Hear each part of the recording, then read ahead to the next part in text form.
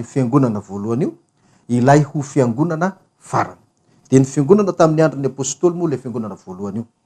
Zavatra dimy ary no nandrafitra ny fiangonana voalohany na hoe lasitra hoy isika. Ny voalohany de hoe ny fiangonana dia naorin'ny tompo fa tsy olona.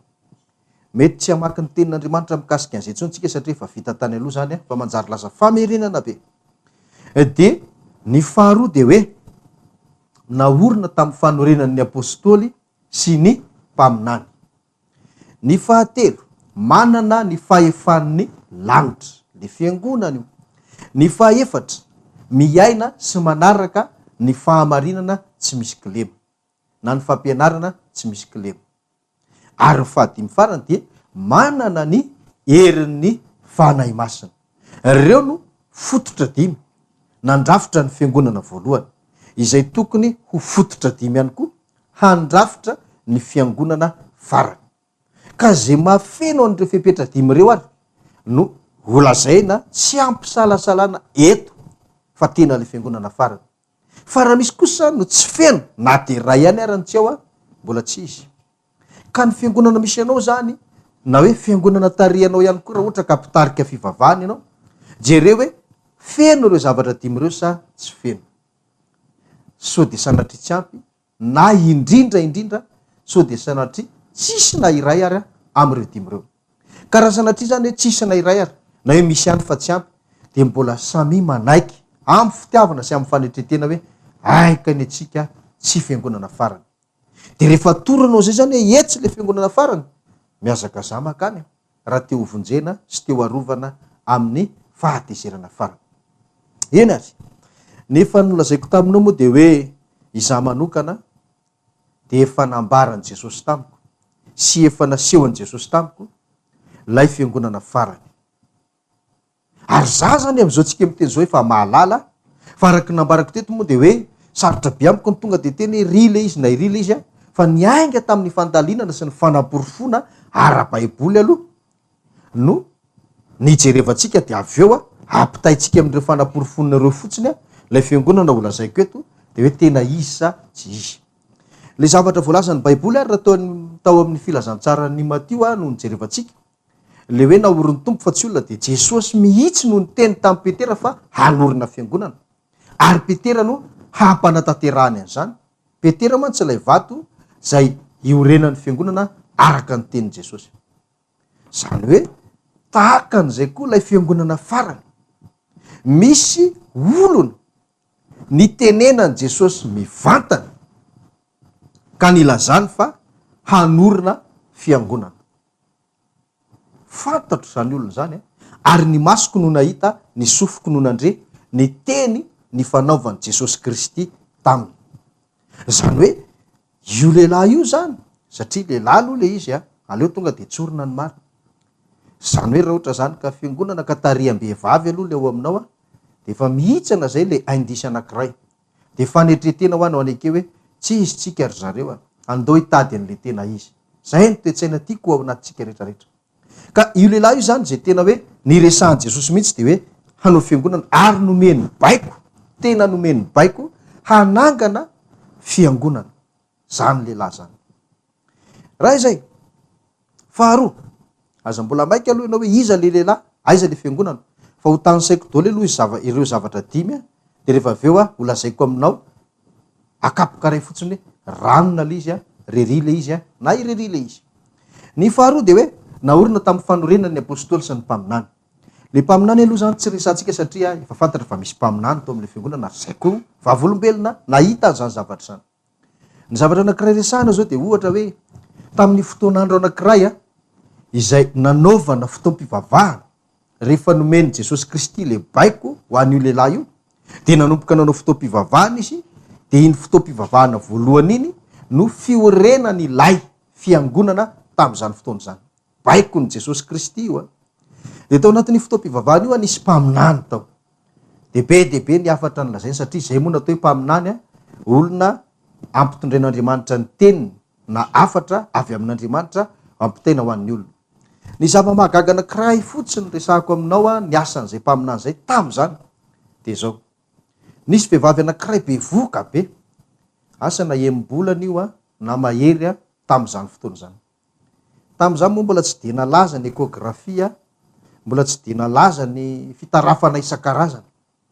Fa am'izao fotoana zao moa efa be de be, vao bevoka 3 volana ny olona na 4 bolana de efa manao ekografia de tenenina hoe lasa vavy ny zanaka ao.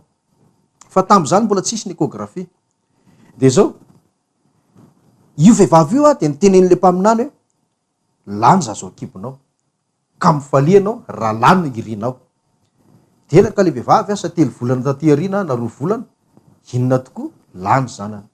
Zay fotsiny pirofo mikasika an'le mpaminany. Misy mpaminany zany ao. Fa le apôstôly zany resantsika hoe misy ve le apôstôly sa tsy misy? Tena misy. Ary le lehilahy zay niresahan Jesosy Kristy neniko anao teo, izy no apôstôly. Ka oka aloha azava ny resaka. Le apôstôly eto be de be no milaza ny tenanao apôstôly ankehitriny ary fantatsika zany zavatra zany. Fa saingy zao ny sy ny resahako aminao etona de tsotra. Reto avy ny famantarana ny apôstôly tena ny anankitelo. Voalohany, tena Jesosy Kristy no mifidy mivantana ny apôstôly. Ohatrandry Petera, ry Jakoba, ry Jaona sy ny rehetrarehetra reo apôstôly rehetrarehetra ao anaty baiboly reo. Entre parenthèse aloha, tsy nisy ny apôstôly vehivavy. Zany hoe raha misy milaza ho apôstôly amin'ny fiangonana misy anao ka vehivavy, tena raiso le teny napetraka hatramin'ny fiarahantsika foana hoe aza mety ho fitahana ianareo. Misy apôstôly vehivavy zany, tena tsy misy apôstôly vehivavy, fa fitaka zany, tena fitaka zany. Manarak'izay zay le hoe novidian'i Jesosy mivantana. Faharoa, Jesosy mihitsy koa no nanositra ireo apôstôly reo. Ka raha ohatra zany le fiangonana misy anao milaza ny tenany hoe misy apôstôly ao, kanefa io milaza tena ho apôstôly io olombelona no nanositra an'io, ary olombelona no nanokana an'io diso zay. Ny evanjelistra, ny mpampianatra, ny mpiandry, reny no azon'ny olombelona atokana. Fa zany apôstôly zany, tsy olombelona mihitsy nomena baiko hoe atokany reo ataovy apôstôly. Diso zay, tena diso zay. De meteza ho atsika anaiky amin'ny fanetretena. Zay le fitiavana ilaiko ao anatinareo zay. Hoe te hamonjy ny fiainanao ianao, te hanomana ny hoavinao ianao, te hiaro ny tenanao ianao, manetretena. Zay ny fomba fifidianana apôstôly. Jesosy mifidy azy mivantana, Jesosy nanositra azy mivantana. Ary farany, Jesosy ihany koa no nampianatra azy mivantana. Jesosy Kristy no mampianatra azy mivantana. De zay mahafeno andreo zany no azo tena lazaina hoe apôstôly. Fa raha mbola hoe olombelona na milaza ho mpaminany ary izy de hoe eo ianao atsangana ho apôstôly ozy Jesosy Kristy, fahadisoany zany. Tena fahadisoany zany. Tsy olombelona mihitsy ary tsy mila mpanalalana ny tompo rehefa mifidy apôstôly. Tonga de direkta ho ny fitenenana. Ka zao ary, le lehilahy nomeny Jesosy Kristy baiko, efa aty amin'le farany tsika zao le fiangonana farany, fa tsy ny apôstôly taloha tsony. Le lehilahy nomeny Jesosy Kristy baiko anangana fiangonana ary ka nasainy nanao fotoam-pivavahana, de io ihany le apôstôly. Fa izay tena nahita mihitsy hoe Jesosy no nifidy azy, ny resaka tamin'ny vantana. Ary Jesosy no nanositra azy, fa tsy olombelona. Ary izy tsy mba nampianarin'olona, fa Jesosy no nampianatra azy. Misy ary le apôstôly. Tanteraka zany le anankiroa zay. Le hoe naorin'ny tompo fa tsy olona, misy apôstôly sy mpaminany, na hoe naorina tamin'ny fanorinan'ny apôstôly sy ny mpaminany. De ireo no tena lehibe an'le fiangonana am'izao tsika miteny zao. Fahatelo, inona moa le indisy fahatelo to am'le fiangonana voalohany? De le hoe manana ny fahefan'ny lanitra. Le fahefan'ny lanitra resahany eto raha ndraisitsika zao le tenin'Andriamanitra tamin'iny de le hoe omenanao ny fanalahidin'ny fanjakan'ny lanitra. Ninona vanao aty de vana any an-danitra, zay fehezinao aty de fehezina any an-danitra. Zany hoe le fahefana eto de tena fahefana hafa. Zany hoe karazany hoe fanelanelanana ny lanitra sy ny tany. Satria le zavatra ety an-tany entin'le fahefana makany an-danitra de ekena. De raha eny fahefana ny danitra indray no entiny ety an-tany de le mpanelanelana no mampidina azy ety an-tany. Ohatr'izay le fahefan'ny lanitra, le fanalahidin'ny fanjakan'ny lanitra. Nanan'Andry Petera zany sy ny apôstôly rehetra. Ary izay koa mahafantatra am'izao fotoana zao fa tena lay lehilahy zay apôstôly ankehitriny no fidian'i Jesosy mivantana, izay azo everina hoe fototra iorenan'ilay fiangonana farany amin'ny olombelona fa ny tena fototra de Jesosy Kristy. De fantatra zany hoe io lehilahy io de manana ny fahefany lanitra io. Meko anao ny porofo. Ny fahefana zany de tsy araky ny fiheveran'ny olona anazy. Fa asa raha tadidinao nisy tantara ao anaty baiboly zay tsy vakiko moa noho ny akelin'ny fotoanantsika. Fa misy tantara ao anaty baiboly hoe nitory ny apôstôly Paoly de nisy olona tsy ndrin-javatra reny nanelingelina anazy de nefa le fitenenana amin'io ohatrany hoe fiteny marina. Ohatrany hoe manamarina zavatra ataon'ry apôstôly Paoly reo. De tezitry Paoly tamin'izay. Apôstôly ty Paoly ity ary Jesosy ny mifidy an'io mivantana. Efa niteneniko teto zay. Tezitry Paoly de nataony ela mihitsy le olona tamin'izay de nozoniny. De rehefa nozoniny de lasa jamba. Tonga de jamba teo ny eo ihany. Zay le fahefana resahako zay. Afaka mitondra fitahina ho an'ny olona ary afaka mitondra fanozonana ho an'ny olona. Zany nge tsy hain'ny olona ety an-tany. Hoe ny olona ve de hanozona de zay tenitenena hoe de ho tanteraka? Tsy na hoe tondra fitahina de hoe engane mba hahita an'izao ianao de ho tanteraka ve? Raha tsy misy ny fahefan'ny lanitra tsy tanteraka zany. Ka zao ihany koa no izy. Risaka iza malala isany zay mijery zao fandarana zao.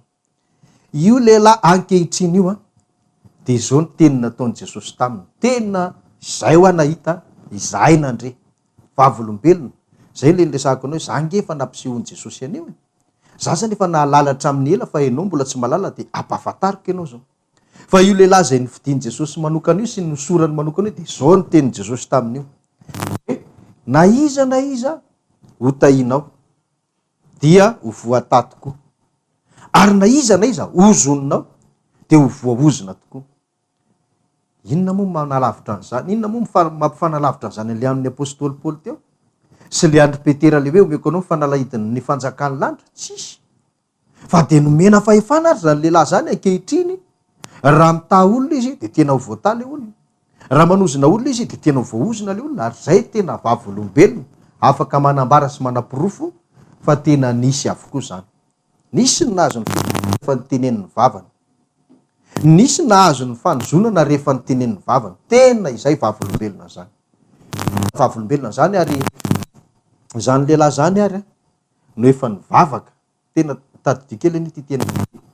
Efa nivavaka zany lehilahy zany ray taona mba tsy hisy orana ilatsaka mihitsy. Zany hoe ny marina mbola nanao fiangonana zareo tamin'izany fotoana zany.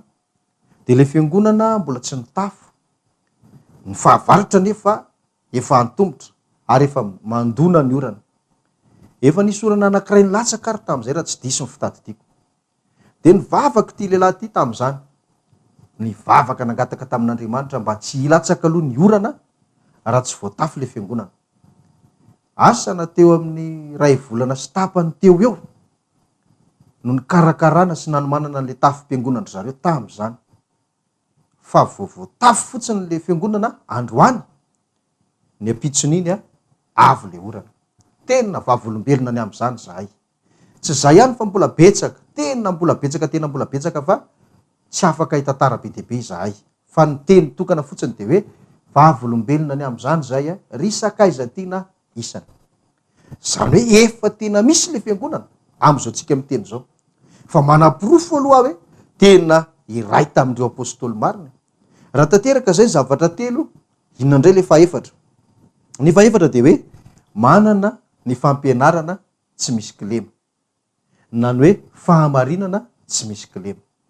Io moa le niresahako hoe fa naminany tany aloha tany ny apôstôly Paoly hoe tsy ho zakan'ny olona le fampianarana tsisy kilema io izy any arinany. Ary inona tokoa? Zay aneny mahatonga ny karazam-piangonana maro de maro isan-karazany eto an-tany. Satria tsy mahazaka an'ilay tena fahamarinana tsisy kilema tsy amboamboarina ao anatin'ny soratra masina izy. De samy mandeha araka ny filany hoe nenay zao mety aminay zao mahatsara ny anay zao ny tianay zay le hoe araka ny filany. Fa ny tena fiangonan'Andriamanitra nefa zay niainga tamin'ny andron'ny apôstôly de niaina sy miaina amin'ny fahamarinana atao hoe tsy misy kilema. Zany hoe zay voasoratra ao anaty baiboly, tsy analana, tsy anampiana, tsy amboamboarina. Zay.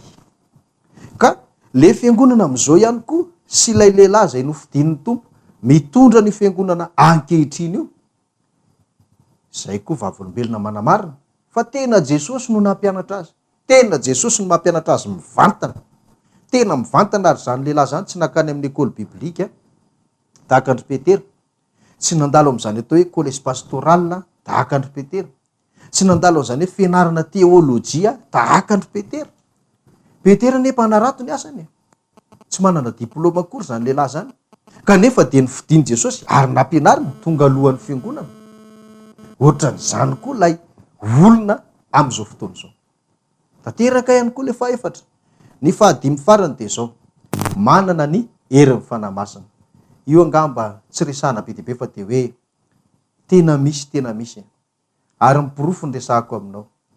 Tao amin'izany no efa nisy ny hoe olona 10 taonany maro tsy niteraka, lasa niteraka. Ny olona efa tsy nahay teny, lasa nahay teny. Be dia be zany le herin'ny fanahy-masina, fanasitranana moa tsy resahana, ny fahagagana isan-karazany tsy resahana. Feno ao anatin'io ny